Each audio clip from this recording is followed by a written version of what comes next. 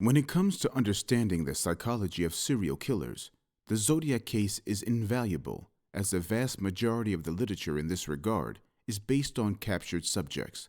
So the question is, how much can actually be learned about successful serial killers from studies centered on unsuccessful subjects?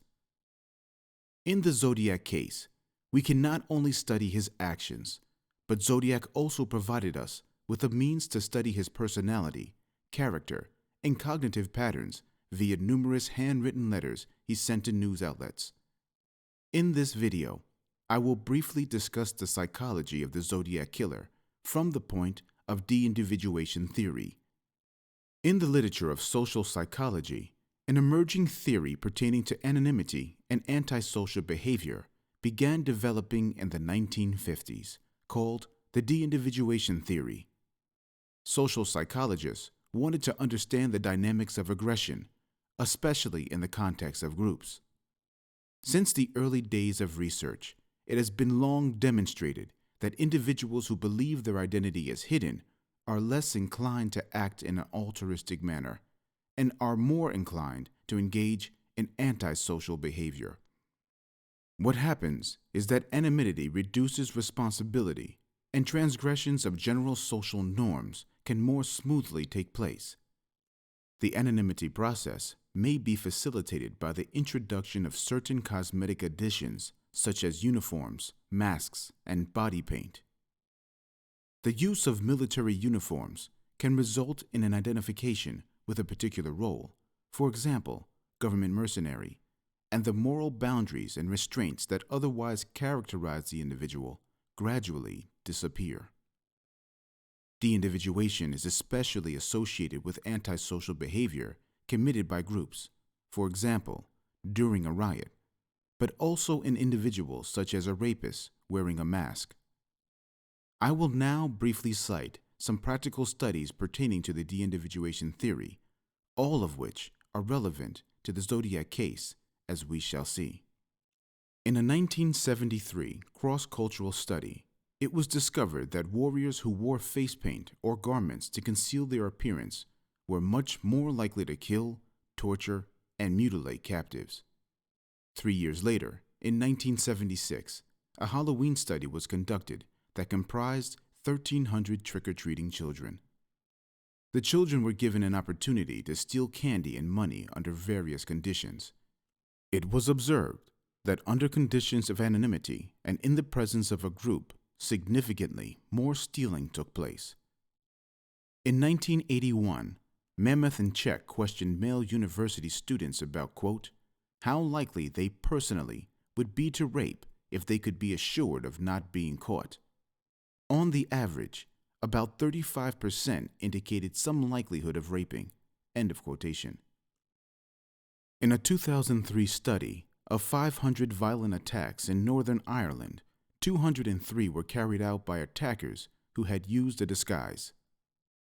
The author of the study concluded that, quote, significant positive relationships existed between the use of disguises and several measures of aggression.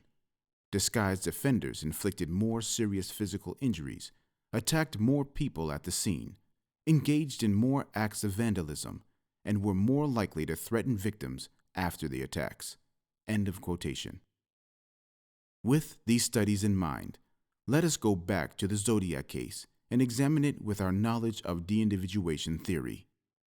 On September 27, 1969, the Zodiac attacked Brian Hartnell and Cecilia Shepard, but unlike his previous crimes, he was dressed in a ceremonial executioner's costume, while his eyes were hidden by sunglasses.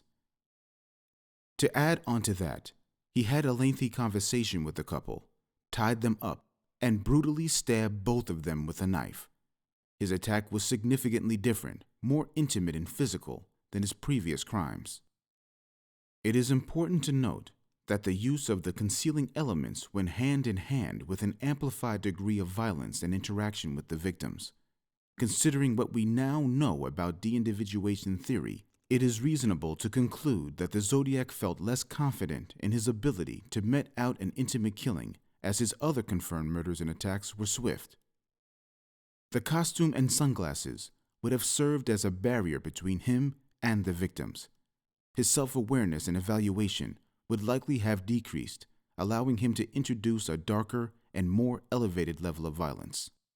Anonymity and de-individuation could have liberated the Zodiac from his inhibitions, and he would have felt a loss of humane responsibility, allowing him to be free to act out a violent fantasy. When the Zodiac approached the victims, he told them an elaborate and deceptive story about being an escaped convict who needed their car and money.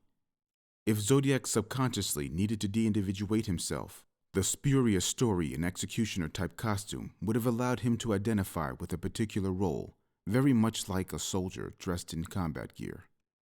The Zodiac would have transitioned from his regular self to a cold-blooded killer on a mission, resulting in him becoming an objectified tool, hence lowering or blurring his sense of responsibility.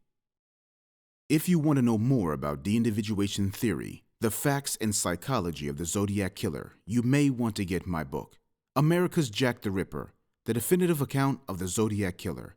My book has nearly 700 references and over 200 pictures, and it is the first authoritative book on the Zodiac case. I document the case with scholarly objectivity and dismantle the Zodiac psyche and answer major questions by means of statement analysis, linguistics, handwriting analysis, and the established principles of psychology and criminology.